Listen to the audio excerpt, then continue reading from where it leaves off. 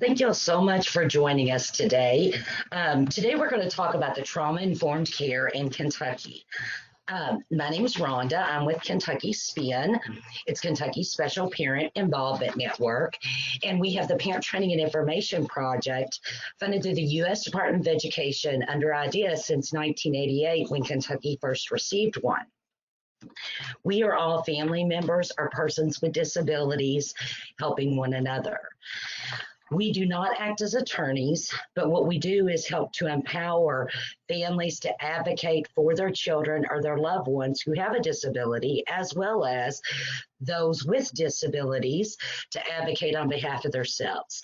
And Linda listening here through a peer-to-peer support, which is the foundation that Kentucky SPIN was built on over 30 years ago. So what I did want to share with you all is we had the wonderful opportunity.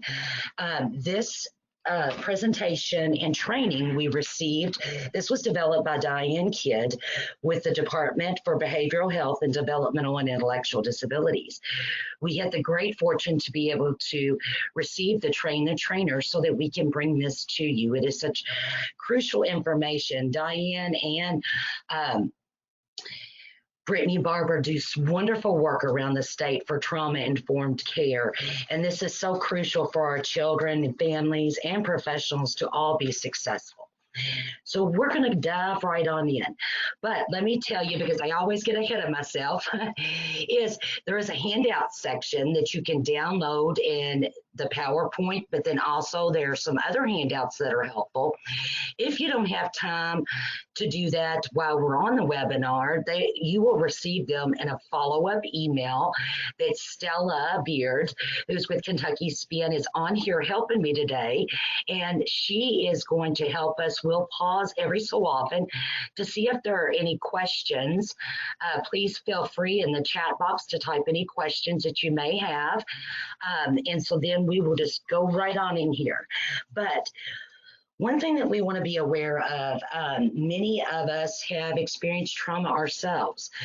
So please be aware that as we go through this, there may be some triggers if you've dealt with certain traumas within your life that are uncomfortable or difficult. And you may not know them until it hits you when you're going through the training. So please, or if you're sensitive to the trauma that others have experienced. So please know it is okay to leave the webinar or to take a break if necessary. We will have this closed caption and recorded and up on our YouTube channel, and we will share the link in the email that we follow up with that you can access at any time. But what's most important is that you feel comfortable and that you take care of yourself if you are having some uncomfortable or difficult responses to what we are talking about. So when we talk about trauma, traumatization occurs when both internal and external resources are inadequate to cope with an external threat. So what occurs is you be very overwhelmed, and what our senses normally can handle from having control, connection, and meaning in our life, when trauma is occurring and it takes over us, we lose all of those senses. So three concepts that I think are very important that we talk about here with trauma. And I think it's important that we read this. I'm not going to read all the slides to you throughout this, but I do think that it is very key here, the 3E concept of trauma. Individual trauma results from an event or series of events or a set of circumstances that is experienced by an individual as physical or emotional harm or life-threatening, and that has lasting adverse effects on the individual's functioning and mental, physical, social, emotional, and spiritual well-being. And again, too, I want to point out that it's not just the physical. It could be emotional trauma that you receive over time. Many times people tend to think that it's just physical trauma that is the worst, but many times the emotional trauma that comes along with physically being hurt or emotionally really many times has a lot more of the effect on you that you will see throughout your life. I think it's important too because this really spoke to me, and I'm a visual person as I went through this. There are changes when you experience severe trauma. There are changes that occur. So an abused brain is going to look different than one that is a healthy brain. And if you'll look down at the bottom, the scale there, look at how much of the area on the scan is black, where it is circled on the abused brain versus the healthy brain. So we are affected in many different ways when we go through the trauma. It's not just enough to survive the trauma. And the thing that I love about this is bringing attention to and really an approach that looks at it's not just enough to survive the trauma. We also have to be trauma informed and very aware because those effects last on for your whole life. That doesn't mean that you can't work through things and accomplish great things, but we do need to realize that it's not just enough to survive that trauma that day. And many times, and I'm glad though that we're coming to a point in society that we are recognizing that. And I'm so very proud of all of the effort, not only for us as adults, right? So when we were, quite a bit older. So when we were younger, I mean, you know, and growing up, none of this was ever talked about or ever addressed. So now we're seeing it not only to where you can think back and, oh, well, that kind of makes sense if you've experienced something or something that someone you're very close to has. And then it also not only helps us see stuff within ourselves as adults, it helps us with our children because we are able then to recognize those things that affect them. So I think it's important here that we go over the 3 types of stress. So there's positive, right? So there is good stress. And we all know that, you know, your heart rate, mild elevations. So there's positive stress. But then there's like the tolerable stress, right? So, you know, you could still kind of get through it. But then you have the toxic, which is prolonged activation of stress response system, meaning you go into that, you know, the absence of the protective things around you, you go into the, most people have heard the fight, flight, or freeze mode, right? So the stress that you experience there, you go into a different mindset. That is where the trauma is really going to affect you. And, you know, the more that you are in that, where you don't have those protective relationships, that you are surrounded with and supports, the worse it is going to be. So the types of trauma most likely to contribute to severe or persistent mental health challenges, complex trauma. So, you know, there's not a psychiatric condition that officially exists stating complex trauma. But the thing is it is a lot, can cause a lot of psychological problems and really drive people into psychiatric care. Many times, and I think back, you know, not only my loved ones, myself, and others that are around me, I think the great thing is we have come to a place where more people can get help and have realized that our mental health is just as important as our physical health. And the judgment is not there as much because I do think that a lot of times that judgment or that people may think that you're crazy is, there are reasons behind the way you feel you do or that you act the way you do. And not only as adults, but then we can see that within our children, that are our children we are working with. And the more that we are realizing those things, and it's not usually a single event. It will be repeated. And the thing too, that going back to looking at the brain scan too, the longer you have to stay in that, I call it panic mode. And actually, once I became an adult and was learning more about different stuff, and I'll be quite honest, not till I went through this training to train the trainers, I was like, I'm not crazy. There are reasons that I feel the way that I do. There are reasons, and there's actually names to stuff, because it's not politically correct to talk about these things. And my hope is with this, and that all of us approaching this, is that it is okay, and you can get help with different things, and there's reasons you feel the way you do. So it's not intentional, interpersonal in nature, and it's very severe, repeated. And again, the longer you go through it, the more effect it is going to have on you.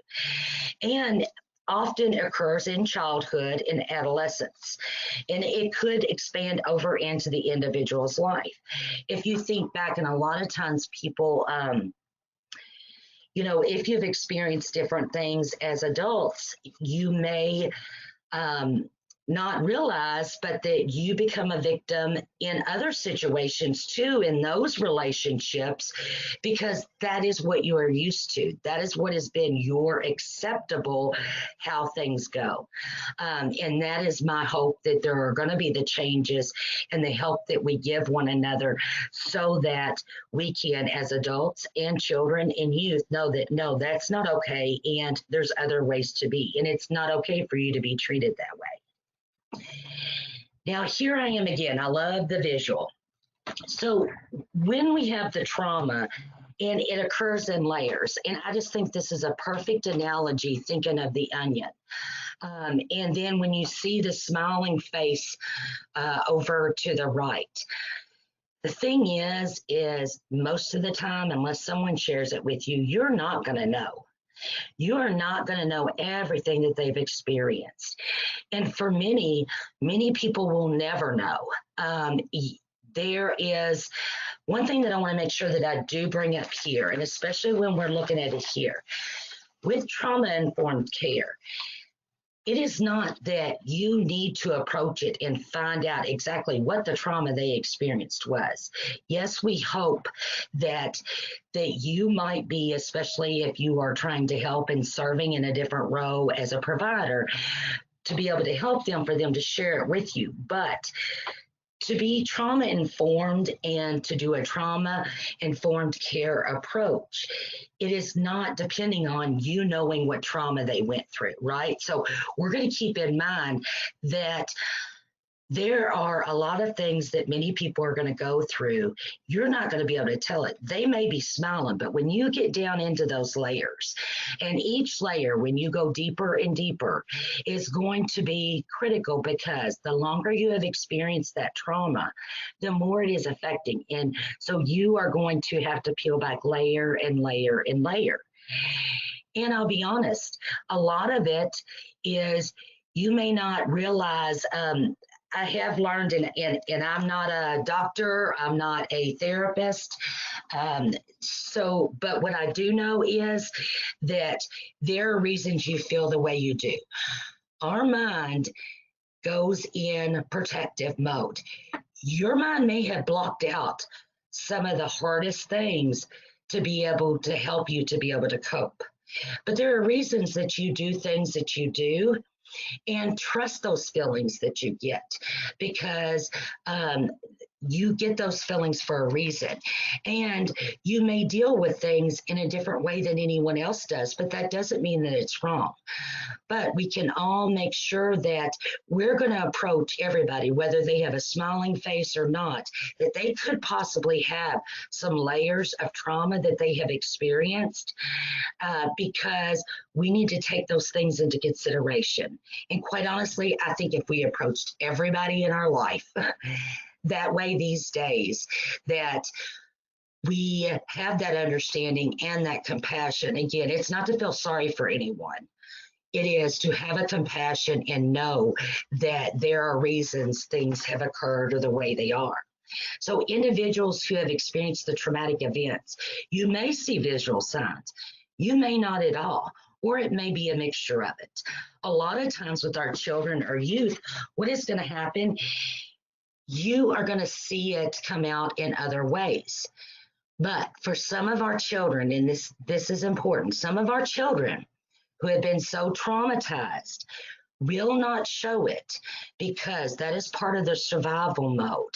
And many times, the trauma that you've received, you are protecting others. And not that you should not speak to others, but it's very complex. So know that, it is part of relationship building as we approach one another as adults, as working with children and our children. So, you may not see it, but there could be reasons behind the different behaviors that you see. Some effects of it. It changes. Remember, we talk about the brain scan that we saw. It changes the brain. It will give you social, emotional, and cognitive challenges. And you may see it at different levels. And it may not be that every person it affects in the social, emotional, and cognitive.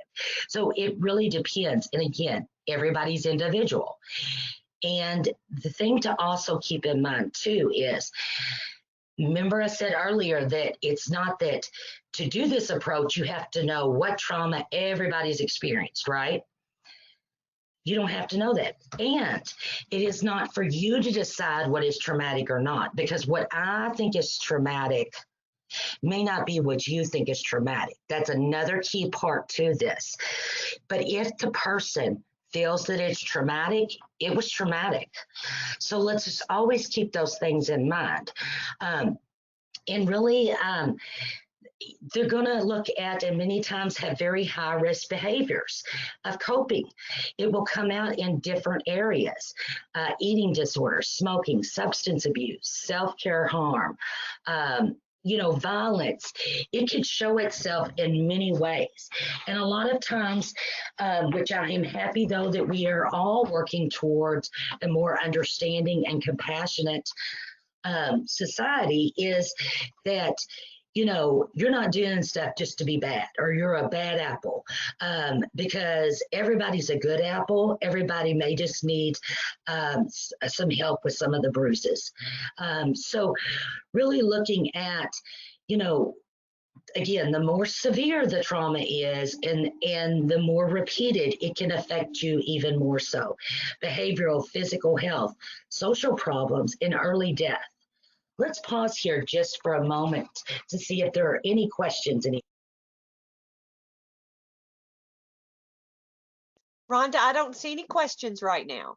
Just be sure, folks, if you do have a question, feel free to type that in the question box.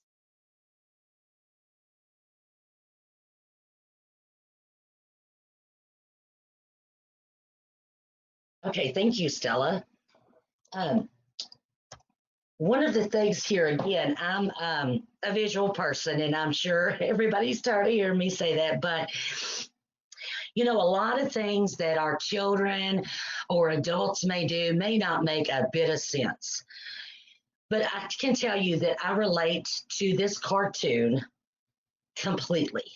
But I don't have, I don't have the duck that I put in the bathtub. But the whole idea of it, there are steps that you do and ways that you do things you do for a reason, right? So to him, he's got to get his, before he can take the bath, he's got to get his duck, and the tiger thinks, okay, so that you have somebody with you, you're not alone. No, to test for sharks. So see what it may assume. You may assume that it is the reason why somebody has to do something has nothing to do with the actual reason that they do it. And I'm a bit unofficially not diagnosed OCD, but my mom will tell you I'm definitely OCD. There are certain things that I have to do. My brother and I joke about it. I have to do things a certain way. Not to be annoying, but it messes me all up. And I have learned that is what helps me in my life. And a lot of it is each of us learning how to deal with those different things, getting the help. In a lot of times when you went through different trauma, especially more severe trauma, it is so very hard to trust people. You have spent so much time being independent and protective that you don't open up easily. So know that those little things are very key to some people, and what it may look like to you, and especially when we're working with children, or our children may have to do things a certain way, there could be reasons behind that. So I want to bring up now here the ACE study, and I don't know if any of you all have heard of that or not, but this was a very important study that they did, which had 17,000 participants, and it's the Adverse Childhood Experiences Study over the lifespan of those participants. So the ones doing it, I think it's important to know, it was the general middle-class adults with the average age of 57. Of the participants, 74% had some college, 44% had graduated. The participants, the racial breakdown was 80% Caucasian, 10% African American, and 10% Asian. And there were males and females equally represented. What they found was, so they call it an ACE score. And what they found was, look at these percentages, and especially the women had higher percentages than the men. But look at how many, and what they would consider that they recognize and took the survey that they may have experienced physical, emotional, or sexual abuse, neglect, emotional or physical, the household dysfunction, divorce, substance abuse, mother treated violently, incarcerated household member, and mental illness. So these were some key things that made up the ACE score. And the more that you had in one area, then the higher your ACE score is. And just as a side note, one of your handouts is about the ACE study, and you can take and find out what your ACE score is. Now, I will just be very honest with you. My score's high. And when I first did mine, I thought, oh my gosh. Like, I had to step back and I thought, oh, I just, it was, I didn't prepare myself that it would be high. So, but here's the thing, and one thing that, and we're going to talk a little bit about the Strengthening Families. Stephanie Sykes, if any of you all have had the great pleasure to work with her, she was one of the three who trained me on the Strengthening Families. And the thing that she shared was that, and it was comforting to me, that even some of the most successful people, and I'm not talking about just successful means monetary value, right? She said that a lot of people who are very successful have very high ACEs scores. So I don't want anyone to think, or to think if your child has a higher ACE score, that is going to damage what they can accomplish in life, because it's not. Because if I've learned anything from the different things that I've experienced, is you become very resilient because you don't have a choice. So you can get through things that most people can't. So know that when you take this, if your ACE score is high, please don't let that shock you or to worry you, because part of it is knowing. And then we're like, okay, all right, So now we kind of understand it, or if your child's is anyone that you're working with, that just means that there may be some things that we need to take into consideration, but that's not going to determine your success in your future for yourself or your child. So what they found was the higher the ACE scores, right? Earlier death occurred. So as you move up, so you've got your adverse childhood experiences that disrupt your neural development, and then it gives you the social, emotional, and cognitive impairment, adoption of high-risk behaviors that many may experience, and then they saw that a great deal had different disease, disability, and social problems and led to early death. So those things are important to know. And so here's the chart too, and especially with looking at alcoholism.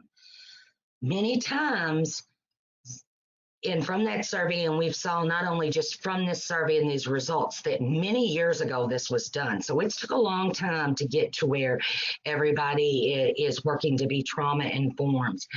So there's more of a likelihood the higher your ACE score that you will have trouble with alcoholism. Now, that doesn't mean that determines you will, but let's keep in mind that that is higher risk that you run, the higher your ACE score is. So here is where I want to stop just for a moment to see if there are any questions before we dive right on into this. No questions right now, Rhonda. You're doing great. Everybody, the only comments people are making is that it's a wonderful training. Oh, thank you so much.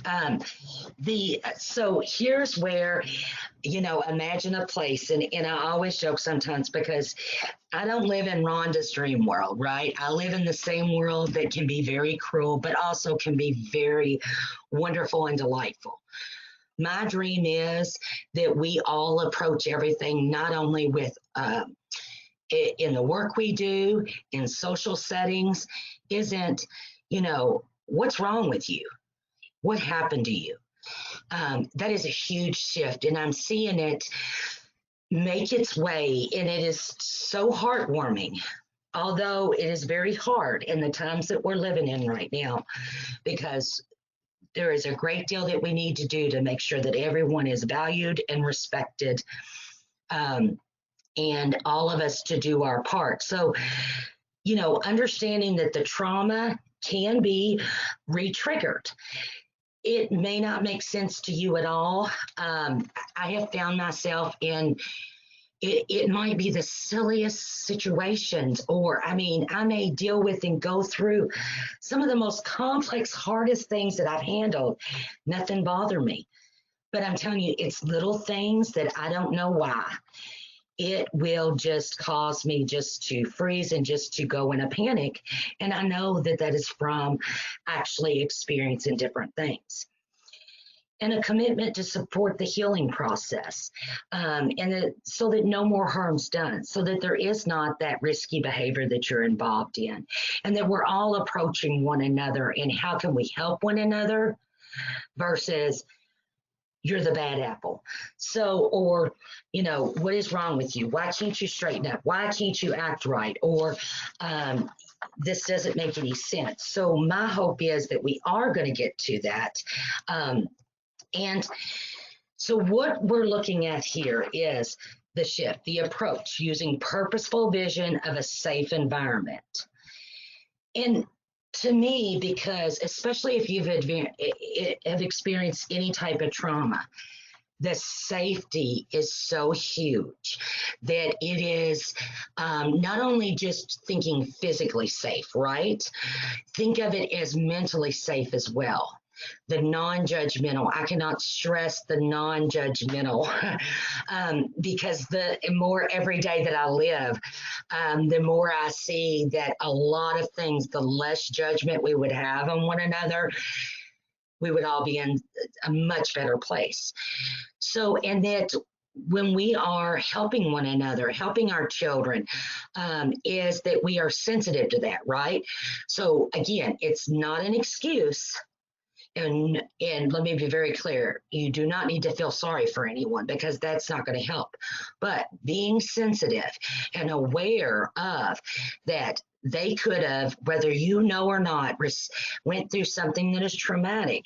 And if we approach everyone in our life with a compassionate lens, it is going to help us all just live better, successful lives and set our children up to be successful as well. So one of the things too is services delivered in a way that won't re-traumatize, right? And here's the thing that's hard, because then you're like, I don't know what to do, because what if I do this and that's wrong? And what if I trigger them and I didn't mean to? Because if you're like me, I'm an overthinker, and you try to do the best, not only for your child, for any child that you're interacting with, or youth or adult, but you don't know. Here's the thing is, there's no magical formula to know, right? Because everybody's trigger is going to be different, and everybody's trauma is going to affect them differently. There's no way to know, but if we get to where we are thinking of those things and the way we approach one another is in a way that they could have been experienced trauma, then you can try to help them kind of go through things. And here's one thing that I have found is take cues from them, right? So if they shut down all of a sudden on you, that is going to be a key indicator to you that the road that you're heading down is not going to be effective with them, right? So in our behaviors, just like great communication skills is being able to read body language, openness of people. So, you can tell if someone's happy or sad. Now, some you can't read because they have had to get really good at not letting anyone be able to read what they're thinking or what's going on. And that is that's sort of their protective way of really handling everything. So, but take those cues, build that. Don't, being honest and really looking at that we're not here to know and be able to solve everything, and being very honest with ourselves as well as others. This big shift that I'm loving, and it's just it makes me so hopeful for all of us together, is that we're seeing the symptoms as behaviors from not only just wanting to do bad, but this is a way that they're having to deal with things and looking at things from a strength base, right? So we know, regardless if it is with trauma-informed care, with our children doing schoolwork, with you doing your work, think of it this way. You use your strength. I do this every day. I use my strengths to compensate for my weaknesses all the time. What is key for this in helping them is use their strengths. Make sure that it's not their weakness that you're tapping into. Use those strengths to reach them and help them with the areas that they're struggling with. Resiliency oriented. We become, and our children become, very resilient. And it's not that you set out a plan to become resilient, because many times, and not only in my life, but those of other families and others who have shared with me, is, you don't, as I said earlier, you don't have a choice. You become resilient. It is survival of the fittest, right? And especially dependent upon the trauma that you went through. And if in fact that trauma also, you're not only protecting yourself, you are trying to protect those that you love the most. So, but there are things that we know about traits of resiliency that can help us, because the more we are all resilient and use our strengths and take into mind that there are these different traumas that we have may experience, when we approach one another from that way, what's wrong with you, not doing that, but what happened to you, it's huge. And I know it may seem so simple, but it's really not, because once we look at it from that lens, you're going to be able to see things from a whole new level. I'm going to pause just for a moment just to see if there are any.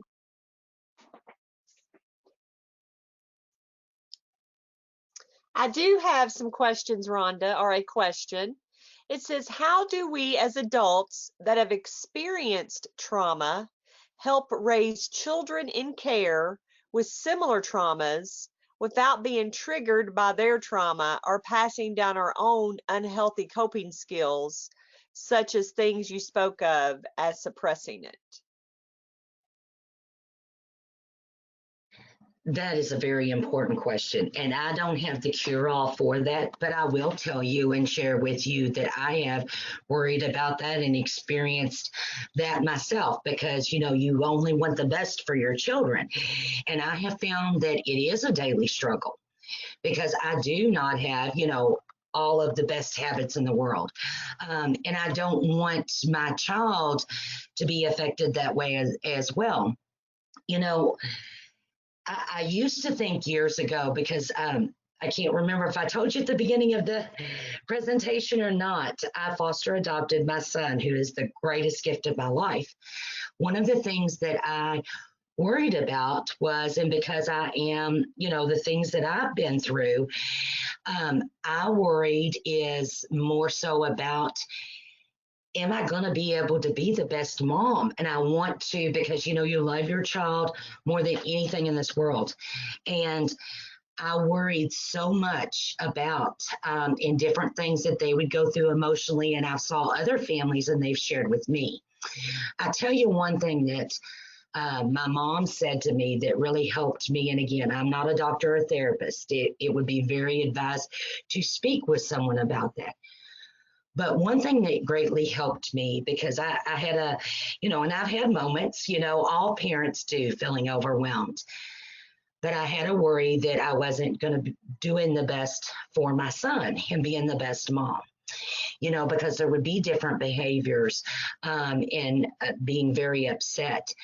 And I told my mom, and she said, but Rhonda, you're the best person, because he shows those to you because he trusts you so much. So the thing about it is then I saw it from a different lens, is that no, I don't give the best examples all the time, but now being more aware of it, you actually, you do things, being aware of the things you've lived through and the trauma they've been through without even thinking about it. So really just keeping in mind, all that you can do just to try to make sure that we do instill those in it. But also, it would be great for them to be able to see you, to be able to do different things and coping things in a healthy way and modeling them for them. But to know that I could have wrote that out myself, but know that you're not alone, because that is a worry. And especially as a parent, you worry about that so much because you want only the best for your child. But you are doing great, and there are going to be the things that are going to affect us. But the more we're aware of it and really try to model those more positive coping mechanisms to get through what we've dealt with, our children will pick up on that, and that will help them as they deal with it. Are there any other questions, Stella? Someone asked about support groups to help adults with past trauma, and I told them that we would reach out and see if we can send some information in the follow-up email we send. Yes, and I don't know that there, and that's why, and great, Stella, and thank you for sharing that, is that there are specific to trauma. I do know that there is some NAMI, the Kentucky National, I can't think of the whole acronym, mental illness. They do have, especially right now, tons of meetings that are happening throughout the state virtually, support groups. That might be something that might be of interest too. And I'll make sure that Stella has that list of those because I do know that they are having those virtual support groups, but we'll also check to see if there's more specific trauma-informed care support groups as well. Is there anything else, Stella? And I was just going to add to that, we do know of a lot of organizations that are doing parent cafes. So we'll try to get that information out to folks too when we send the follow-up email. Wonderful. Thank you so much, Stella. Well, what we're going to do here is just now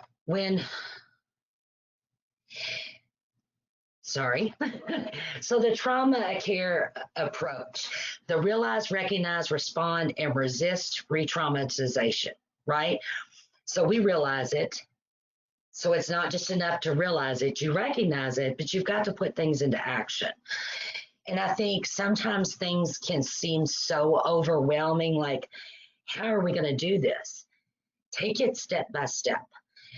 Because once you start looking through that lens, right, make a commitment with yourself. And I found the more that I do this, regardless of the situation, anybody that I'm working with, that I'm interacting with, regardless if it's with work, with my family, with strangers at the grocery store, as long as you keep in mind those things and that in the back of your mind, you approach it with compassion and that we don't know what that person, remember, think of it as your onion, right? You may see that smiling face, but you have no idea how many layers are in that onion and where the experiences and the trauma that they could have received at the different layers. So starting with that step to where it is one step at a time. Once we get our mind to that, not only realize, recognize, respond, so we're changing the way we approach people, which in general, this is a win-win, especially today that, we need to make sure that we are being good to all people, regardless. This is going to help put it into a compassionate lens, a non-judgmental, compassionate lens that we so desperately need. So really, and resist the re-traumatization. Again, you can't know everybody's triggers.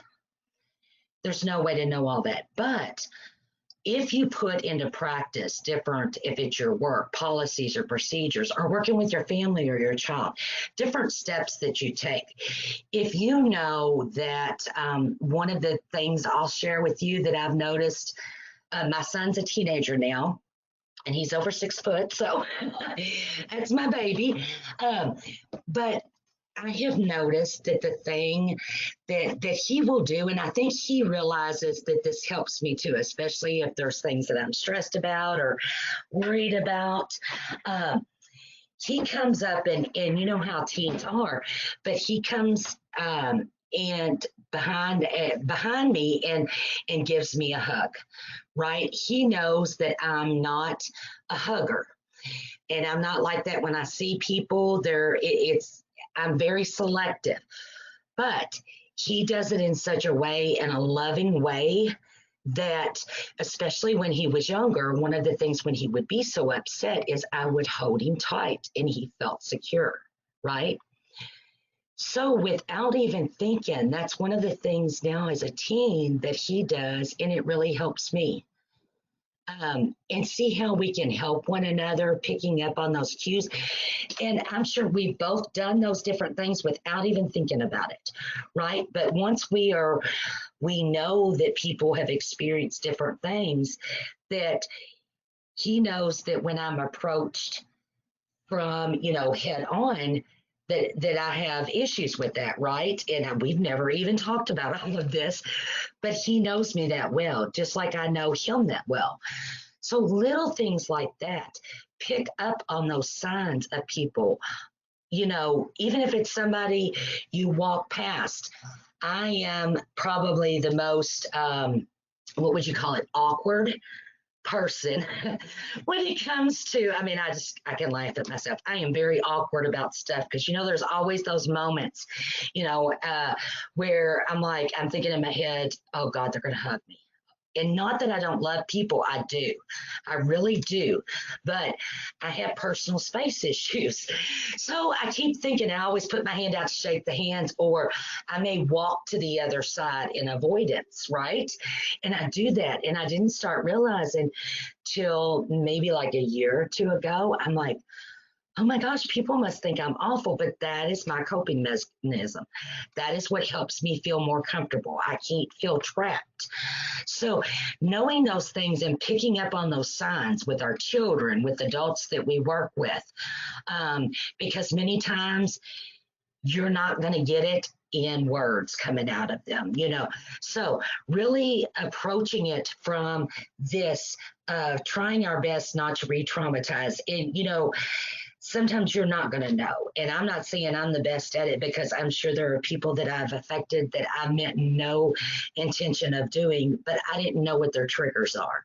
So, but keep those things in the back of your mind and really pay attention to people, because behaviors are telling, and there's reasons that they do the things they do.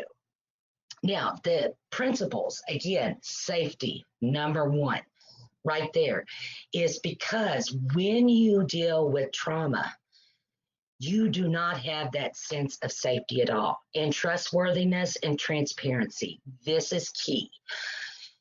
Just be flat out honest. If you don't know, and I'll tell you, there's a lot I don't know, and I'm not an expert on this. I know what I've lived, and I know working with families and how, and being a mom, and within my family, the things that everyone may have experienced. But being able to trust someone and be very clear that it is safe and that everything's at the forefront, right? There's nothing being hidden. That's key, especially for someone who's been traumatized greatly. Peer support, having someone to talk to. It is critical to be able to have people who can relate.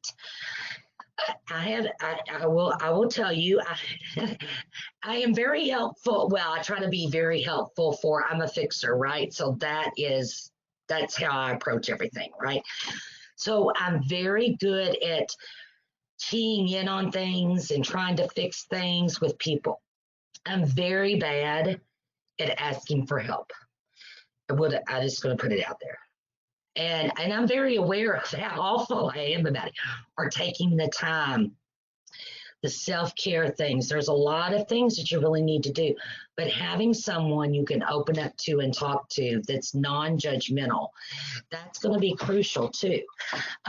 One of the things that I have found, and we started doing this, we've always had staff meetings, at work, but we've purposefully, since all of this happened with COVID, we have purposefully at least once a week all got on, and we joke sometimes it's our therapy session.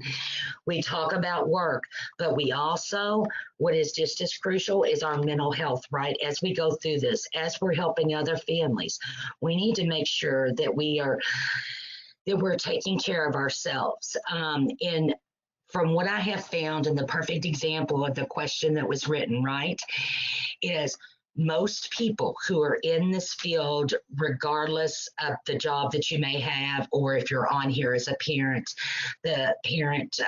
and fostering children, the work that you do, the majority of the people, a lot of them have been traumatized and may have higher ACEs scores, because we tend to lean towards helping others, because we have experienced things that we want to be able to help people, first of all, not have to experience, but help them through it.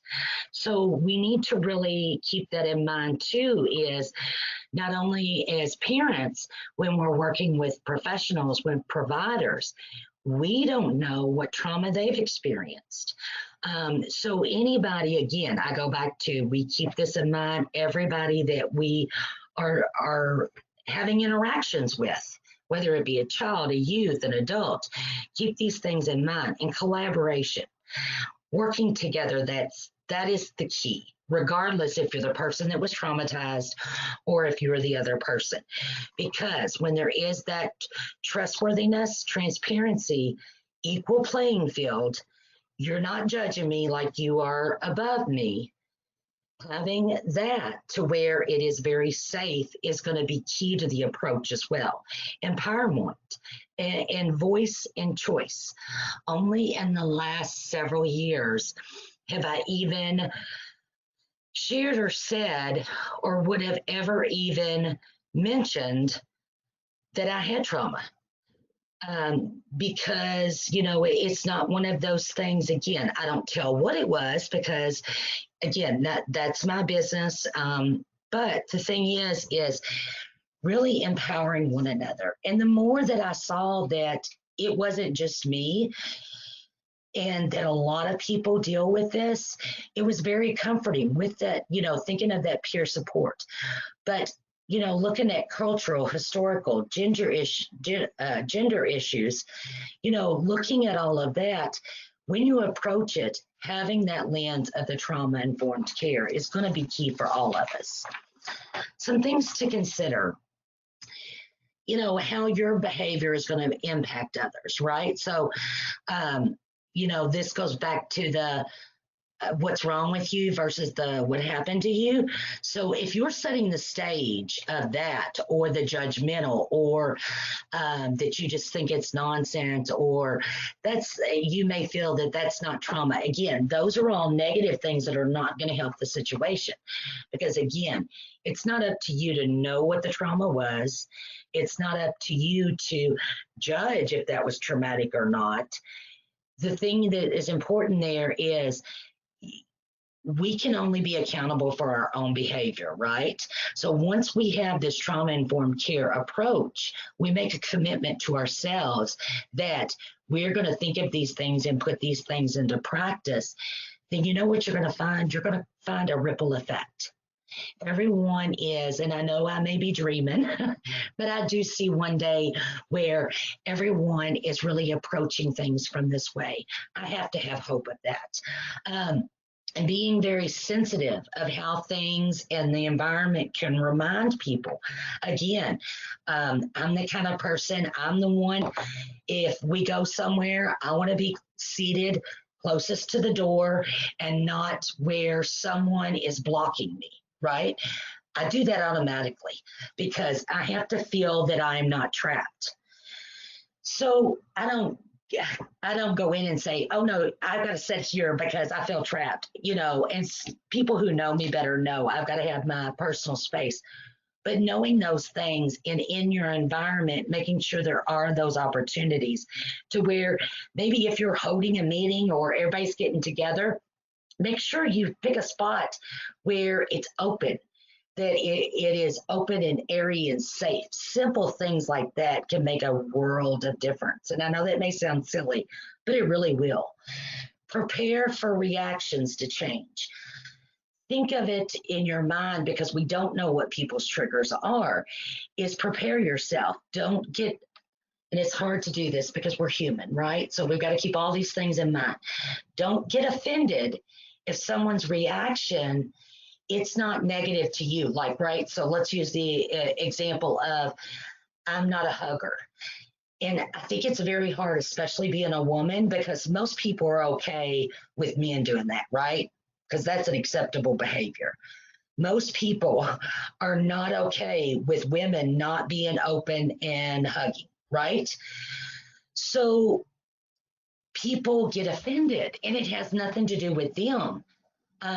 But just keep those little things in mind. And I know that's just one simple example, but making sure that you remain calm when others get agitated. And it's very hard, especially if it is something you are very dear and is very dear to you and emotional for you too. And you know what? The last thing here, mistakes happen.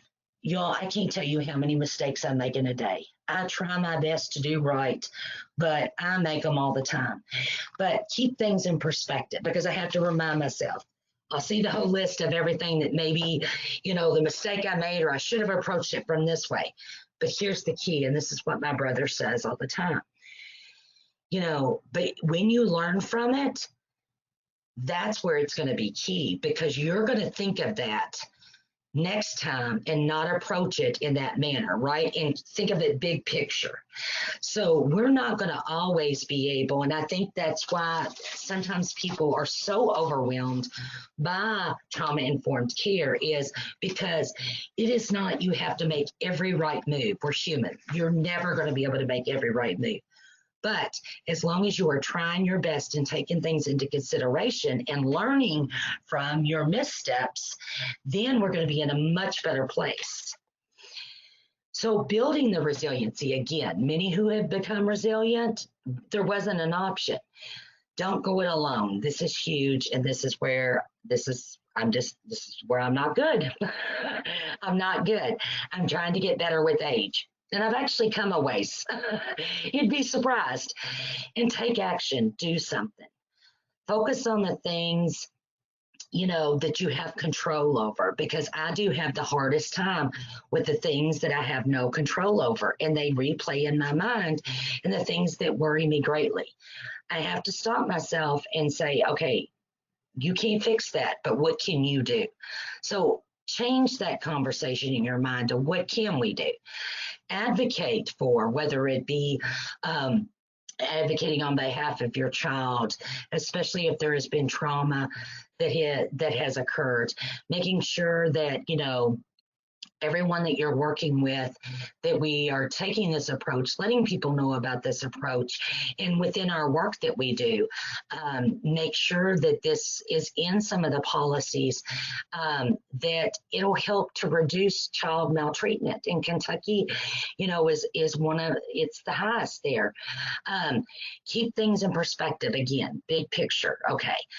Now, get help for your own traumas. And this is hard, but you need to be able to do that. And there is nothing wrong. And actually, it's one of the bravest things that you could do, is to seek the help. Attend to self-care. Again, not real good at that. Really good at taking care of others. Not really good at the self-care. And set goals. And remain hopeful. That is what keeps me going every day, because I do see a silver lining, and I know we have the capability to get to where we all look at one another with compassion, non-judgment, we value one another, and we have open minds and hearts. So when you think of this, there are different ways that you can look at growing resilient communities. It's all a part. So just as I'm talking about in every area of your life, whether it be your work, your family, anybody, all of it plays a part, right? Because you're dealing with people everywhere, right? Educate, engage, active, celebrate. Take those moments to really, my son has helped me to where I just stop and I'm like, just take a moment to be happy. We get so overwhelmed about everything that we need those moments to celebrate. Crucial, very crucial. And I have learned that, laughter has helped me get through some of the darkest times in my life. So being able to laugh, and that it's okay. We're going to be okay. Now, one of the things that trauma is a pervasive issue. Most individuals who we interact with daily have been exposed to it and had the adverse effects. But making sure that we all are, again, trauma informed, and we understand and commit that we're going to do our best to take these things into consideration and try not to re-traumatize, but then honestly put a focus on making a change everywhere that we can, right? And spreading that, because again, like what we talked about earlier, is people are going to model that behavior, model that acceptance, model that open heart, model that compassion, because it can catch just as much as the judgment does. So let's make a commitment to one another, because we can only affect our actions right, but that doesn't mean that we can't advocate and approach it from a way to where we're going to make a difference for a lot of people. And responding to individual trauma in a manner that is crucial for their overall health. And it must be a priority, especially if you are aware of it, doing all we can to help one another and try to get the help they need.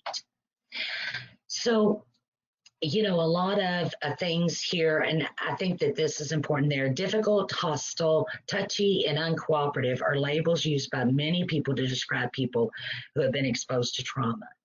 What if we saw them instead as frightened, struggling to cope, confused, abandoned, and dealing with the effects of extreme stress?